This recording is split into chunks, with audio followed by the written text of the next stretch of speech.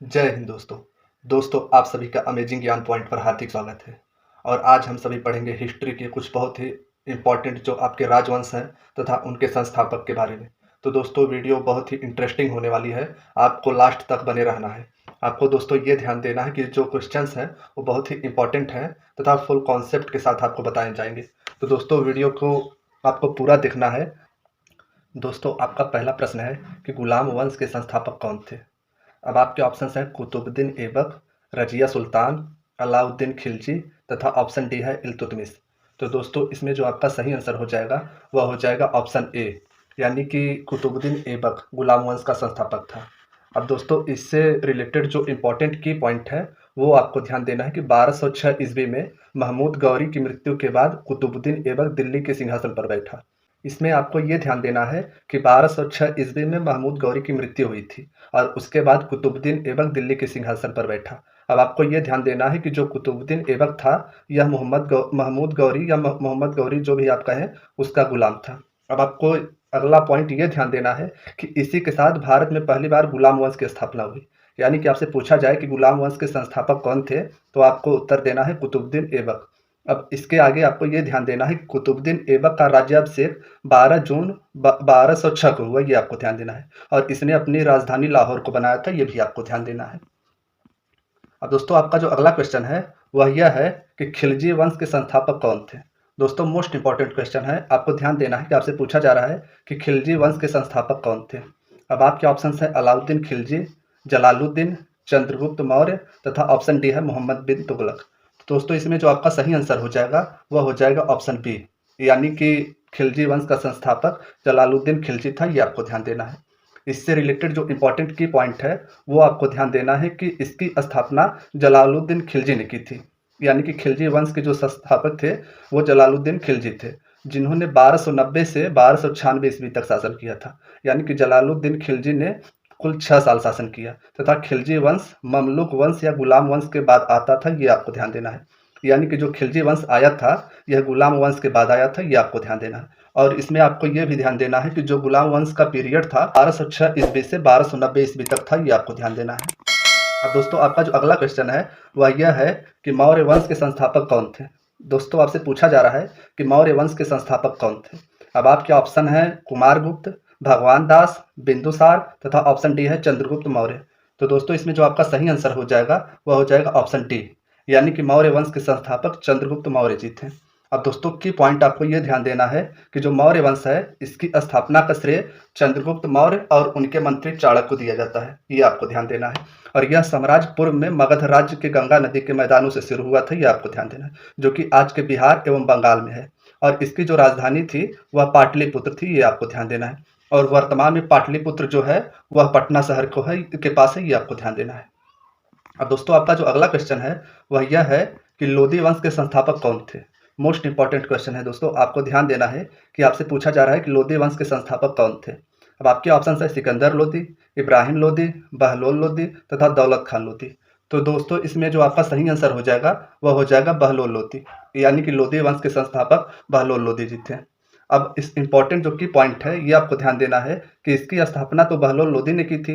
लोदी वंश दिल्ली सल्तनत का आखिरी वंश था, ये भी आपको ध्यान देना है। और इसकी जो स्थापना बहलोल लोदी ने की थी यह सैयद वंश के आखिरी शासक को हराकर बहलोल लोदी ने 1451 ईस्वी में की थी, ये भी आपको ध्यान देना है।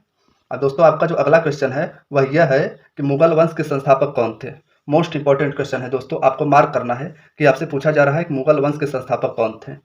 आपके ऑप्शन है कुतुबुद्दीन ऐबक, शाहजहां, अकबर तथा ऑप्शन डी है बाबर।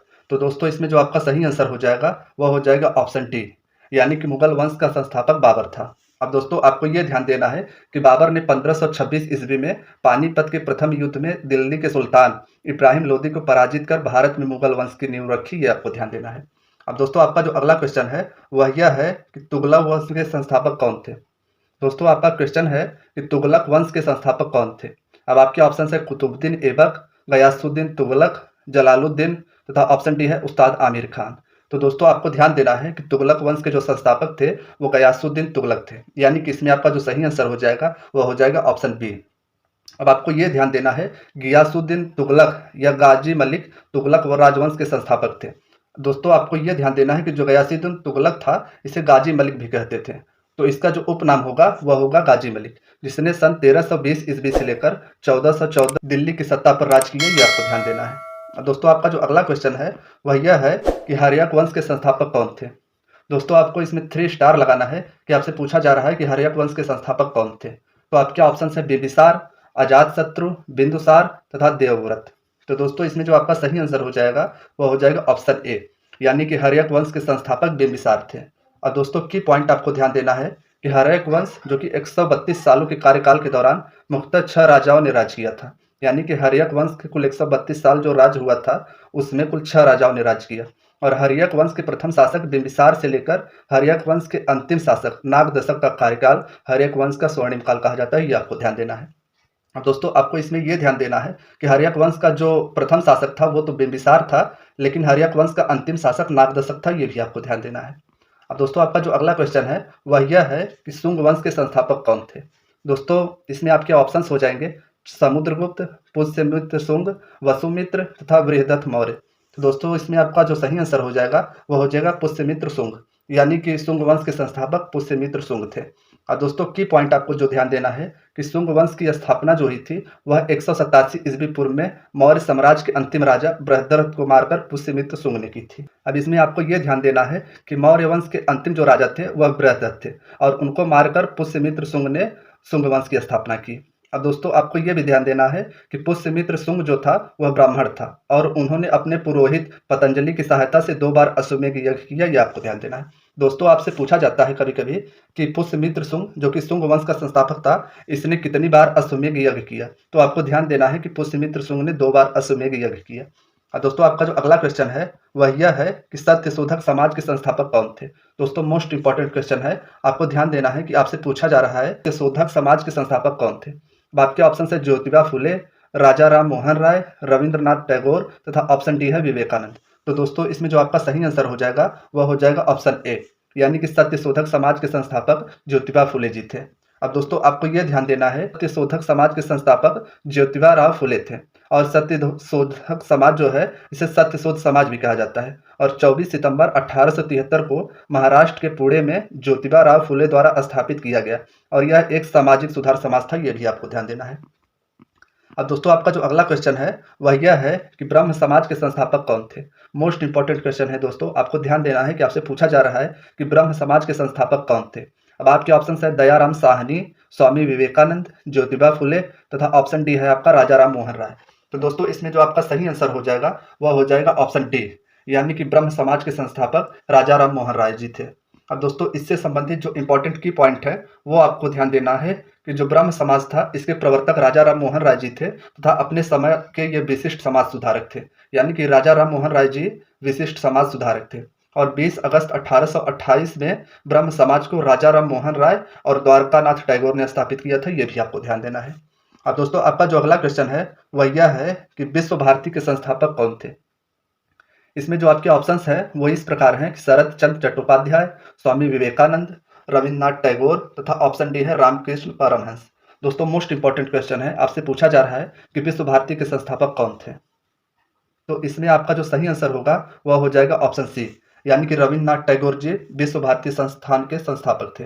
अब की पॉइंट आपको जो ध्यान देना है कि 1921 में पहले गैर यूरोपीय जो कि नोबेल पुरस्कार विजेता थे जिन्हें टैगोर के नाम से जाना जाता है द्वारा स्थापित विश्व भारती को 1951 में संसद के एक अधिनियम द्वारा एक केंद्रीय विश्वविद्यालय और राष्ट्रीय महत्व का संस्थान घोषित किया गया, ये आपको ध्यान देना है।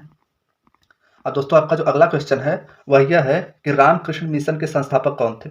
दोस्तों मोस्ट इंपॉर्टेंट क्वेश्चन है, आपसे पूछा जा रहा है कि रामकृष्ण मिशन के संस्थापक कौन थे। अब आपके ऑप्शन है कबीरदास, ऑप्शन बी है विश्वनाथ दत्ता, ऑप्शन सी है बी आर अम्बेडकर तथा ऑप्शन डी है आपका स्वामी विवेकानंद। तो दोस्तों इसमें जो आपका सही आंसर हो जाएगा वह हो जाएगा ऑप्शन डी, यानी कि रामकृष्ण मिशन के जो संस्थापक थे वो आपके स्वामी विवेकानंद जी थे। अब आपको यह ध्यान देना है कि रामकृष्ण मिशन की स्थापना 1 मई 1897 को रामकृष्ण परमहंस के परम शिष्य स्वामी विवेकानंद ने की। दोस्तों आपको यह ध्यान देना है कि जो स्वामी विवेकानंद जी थे ये रामकृष्ण परमहंस के शिष्य थे तथा जो इसका मुख्यालय है यानी कि जो रामकृष्ण मिशन है इसका मुख्यालय कोलकाता के निकट वेलोर में है, ये भी आपको ध्यान देना है। और इस मिशन की जो स्थापना हुई थी केंद्र में वेदांत दर्शन का प्रचार करना था, ये आपको ध्यान देना है। दोस्तों आपका जो अगला क्वेश्चन है वह यह है कि दीन ए इलाही धर्म के संस्थापक कौन थे। दोस्तों आपसे पूछा जा रहा है, मोस्ट इंपॉर्टेंट क्वेश्चन है कि दीन ए इलाही धर्म के संस्थापक कौन थे।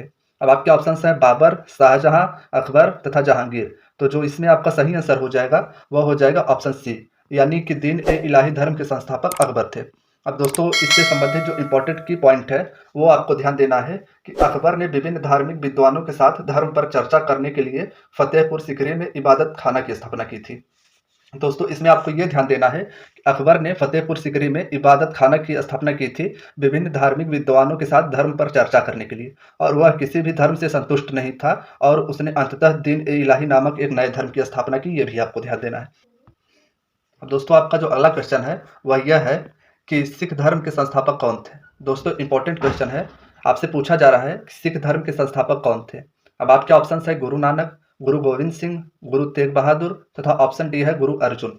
तो जो इसमें आपका सही आंसर हो जाएगा वह हो जाएगा ऑप्शन ए, यानी कि सिख धर्म के जो संस्थापक थे वो गुरु नानक देव जी थे। अब दोस्तों आपको की पॉइंट ये ध्यान देना है कि सिख परंपरा के अनुसार सिख धर्म की स्थापना गुरु नानक, जो कि इनका जो जन्म था वो 1469 ईस्वी में हुआ था और इनको जो मृत्यु प्राप्त हुई थी वो 1539 ईस्वी में प्राप्त हुई थी, उन्होंने की थी। और बाद में 9 अन्य गुरुओं ने इसका नेतृत्व किया। यानी कि आपको ध्यान देना है कि जो सिख धर्म में ये टोटल 10 गुरु थे, ये भी आपको ध्यान देना है। और सिख मानते हैं कि सभी 10 मानव गुरुओं में एक ही आत्मा का वास था, ये भी आपको ध्यान देना है। अब दोस्तों आपका जो अगला क्वेश्चन है वह यह है कि सर्वेंट ऑफ इंडिया सोसाइटी के संस्थापक कौन थे। अब आपके ऑप्शन है गोपाल कृष्ण गोखले, दादा भाई नेरोजी, श्री अरविंदो तथा ऑप्शन डी है आपका बाल गंगाधर तिलक। तो इसमें जो आपका सही आंसर हो जाएगा वह हो जाएगा ऑप्शन ए, यानी कि सर्वेंट ऑफ इंडिया सोसाइटी के जो संस्थापक थे वो गोपाल कृष्ण गोखले जी थे। अब दोस्तों की पॉइंट जो आपको ध्यान देना है कि इसकी स्थापना गोपाल कृष्ण गोखले ने 1905 ईस्वी में पुणे, जो कि महाराष्ट्र में स्थित है, वहां पे की थी। और इसका उद्देश्य नौजवानों को सार्वजनिक जीवन के लिए प्रशिक्षित करना था, ये भी आपको ध्यान देना है। और इस सोसाइटी के सदस्य जो होते थे वो आजीवन देश की सेवा करने का वचन लेते थे, ये भी आपको ध्यान देना है। और दोस्तों आपका जो अगला क्वेश्चन है वह यह है कि अभिनव भारत के संस्थापक कौन थे। दोस्तों मोस्ट इंपॉर्टेंट क्वेश्चन है, आपसे पूछा जा रहा है कि अभिनव भारत के संस्थापक कौन थे। अब आपके ऑप्शन है बाल गंगाधर तिलक, नाथूराम गोडसे, ऑप्शन सी है अली बंधु तथा ऑप्शन डी है आपका वीर सावरकर। तो दोस्तों इसमें जो आपका सही आंसर हो जाएगा वह हो जाएगा ऑप्शन डी, यानी कि अभिनव भारत के संस्थापक वीर सावरकर जी थे। अब दोस्तों आपको यह भी ध्यान देना है कि अभिनव भारत सोसाइटी, जिसे इंग्लिश में यंग इंडिया सोसाइटी भी कहा जाता है, तो इसमें आपको यह ध्यान देना है कि कहीं कहीं पे आपको अभिनव भारत सोसाइटी न देकर यंग इंडिया सोसाइटी दे दिया जाएगा, तो इसमें आपको कंफ्यूज नहीं होना है। और अभिनव भारत जो सोसाइटी थी इसकी जो स्थापना हुई थी 1904 ईस्वी में विनायक दामोदर सावरकर, यानी कि वीडी सावरकर और उनके भाई गणेश दामोदर सावरकर द्वारा स्थापित की गई थी। और यह भारतीय स्वतंत्रता एक गुप्त समाज थी, ये भी आपको ध्यान देना है। अब दोस्तों आपका जो अगला क्वेश्चन है वह यह है कि होम रूल लीग के संस्थापक कौन थे। दोस्तों मोस्ट इंपॉर्टेंट क्वेश्चन है, आपसे पूछा जा रहा है कि होम रूल लीग के संस्थापक कौन थे। अब आपके ऑप्शन है मेधा पाटकर, ऑप्शन बी है सरोजिनी नायडू, ऑप्शन सी है ज्योतिबा फुले तथा ऑप्शन डी है आपका एनी बेसेंट। तो इसमें जो आपका सही आंसर हो जाएगा वह हो जाएगा ऑप्शन डी, यानी कि होम रूल लीग के संस्थापक एनी बेसेंट जी थी। अब दोस्तों आपको ये भी ध्यान देना है कि एनी बेसेंट ने भारत में होम रूल लीग आंदोलन का नेतृत्व किया और उन्होंने 1916 में बाल गंगाधर तिलक के साथ मिलकर Akhil Bharatiya home rule league की शुरुआत की, ये भी आपको ध्यान देना है।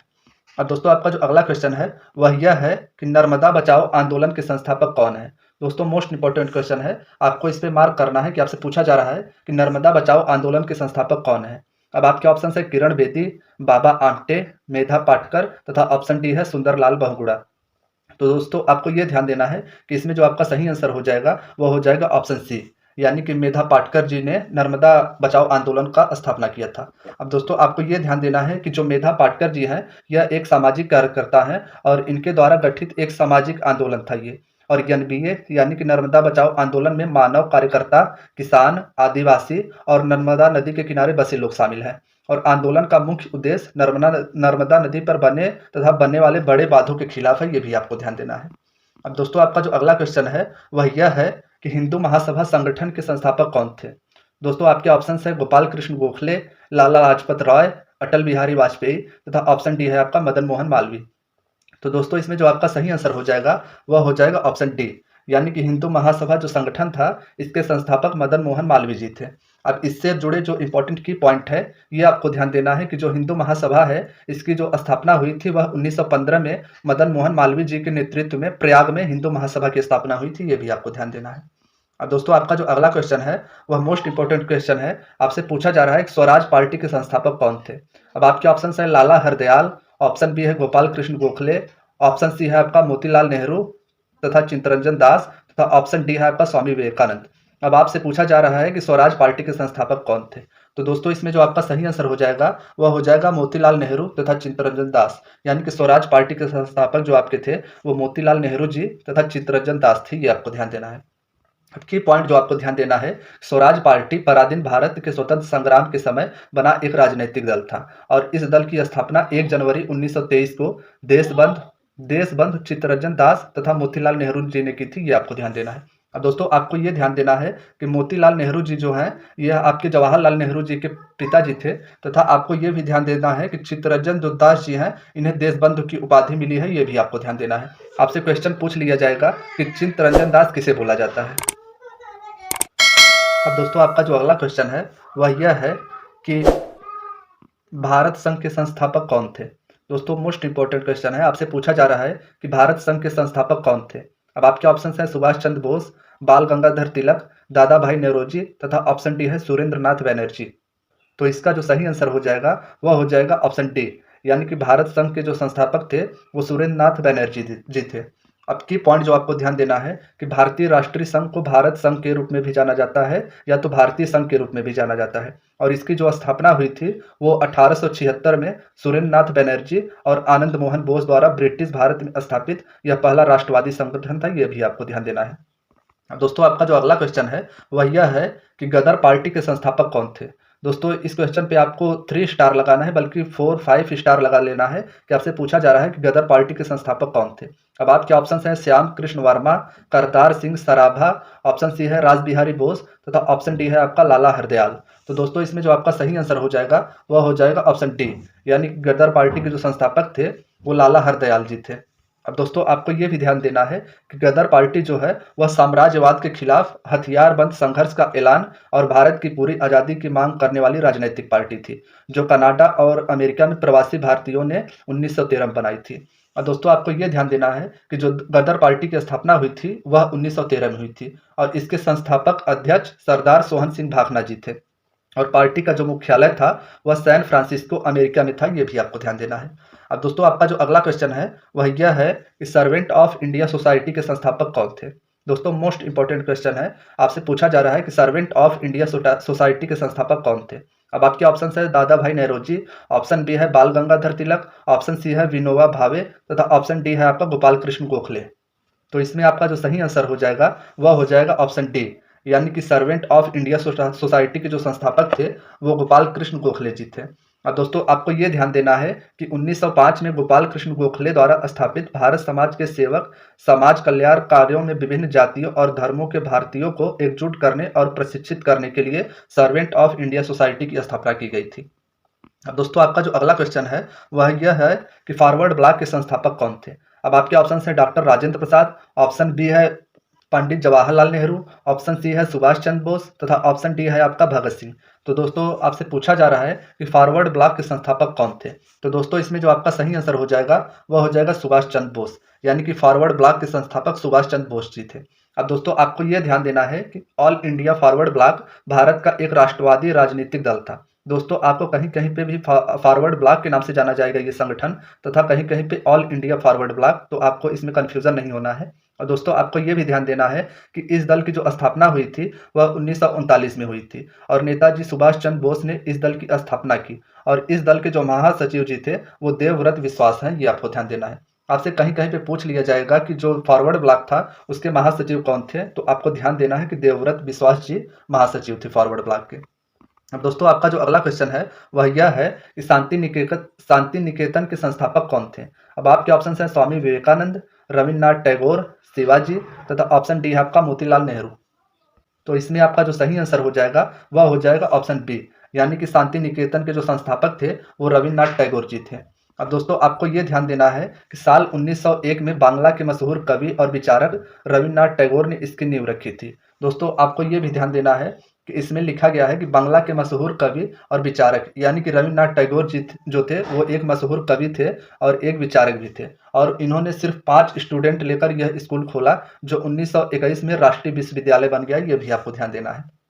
अब दोस्तों आपका जो अगला क्वेश्चन है वह यह है कि यंग बंगाल आंदोलन के संस्थापक कौन थे। दोस्तों आपके ऑप्शन हैं हेनरी विलियम डायरियो, ऑप्शन बी है विनोबा भावे, ऑप्शन सी है एनी बेसेंट तथा ऑप्शन डी है अली बंधु। तो इसमें आपका जो सही आंसर हो जाएगा वह हो जाएगा ऑप्शन ए, यानी कि हेनरी विलियम डायरियो को यंग बंगाल आंदोलन का संस्थापक माना जाता है। अब दोस्तों आपको ये भी ध्यान देना है कि युवा बंगाल आंदोलन के नेता और प्रेरक युवा एंग्लो इंडियन यानी कि ये एक अंग्रेज भारतीय थे, ये हेनरी विलियम डेरोजियो, और 1820 और 1830 के दशक के अंत में बंगाली बुद्धिजीवियों में एक क्रांतिकारी प्रवृत्ति का उदय हुआ था। ये भी आपको ध्यान देना है, और यह प्रवृत्ति राजा राम मोहन राय की विचारधारा से अधिक आधुनिक थी और इसे युवा बंगाल आंदोलन के रूप में जाना जाता है। ये भी आपको ध्यान देना है। तो दोस्तों ये थी आज की वीडियो, और वीडियो अगर दोस्तों पसंद आई हो तो वीडियो को लाइक करना है, और दोस्तों आपको ये भी ध्यान देना है कि अगर आप चैनल पे नए हैं तो चैनल को सब्सक्राइब करना है। धन्यवाद दोस्तों।